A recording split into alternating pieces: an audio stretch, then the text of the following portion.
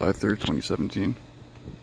Looks like they might have been thinking about making it rain or something, but never happened if they were. And we had a few of these weird thunderheads today.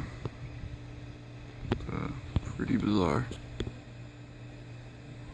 Kind of just all poofed into nothing eventually, though. They all literally did the exact same thing, which I'm sure is normal, right?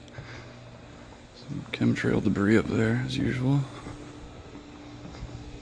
See if that other thunderhead's still over here.